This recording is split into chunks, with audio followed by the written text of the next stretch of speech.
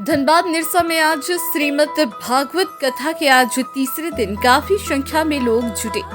सभी भक्ति भाव में विभोर देखे देवी चित्रलेखा जी ने कहा कि आपने जीवन में आपको सद्गुरु मिल जाए तो समझ लेना कि अब ये गोविंद का इशारा है कि गुरु तो आ गए हैं, अब गोविंद भी आने वाले हैं, अब उनकी भी कृपा होने वाली है। ये दृष्टि सिर्फ सद्गुरु से ही प्राप्त हो सकती है, इसलिए जब जीवन में सद्गुरु धारण हो जाए तो समझ लेना अब प्रभु बहुत प्रसन्न है, हमसे हम पर भी कृपा बरसने लगी है।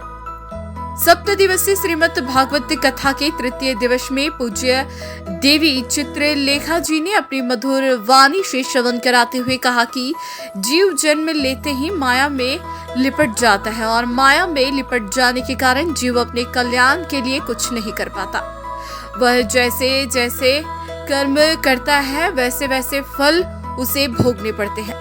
बताया कि मृत्यु के बाद जीव को 28 नरकों में से अपने कर्म के अनुसार किसी को भोगना पड़ता है।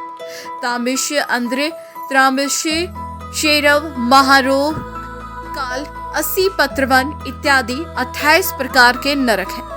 इसके बाद देवी जी ने गुरु और शिष्य के बंधन पर प्रकाश डाला। कहा कि सच्चे गुरु और शिष्य के संबंध का उद्देश्य सिर्फ भागवत प्राप्ति होती है। जो शिष्य अपने सद्गुरु की अंगुली पकड़कर भक्ति करता है निश्चित ही वह भगवान को पा लेता है।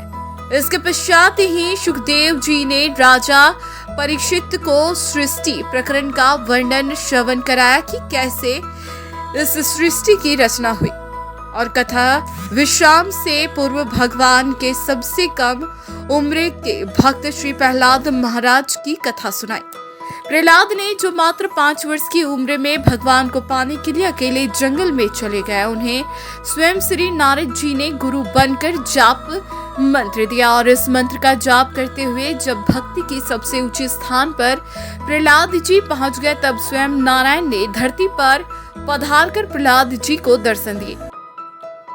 उन्होंने सारांश में बताया कि मनुष्य को हरि का नाम कभी नहीं भूलना चाहिए, नारायण के सुमिरन से ही कल्याण होगा।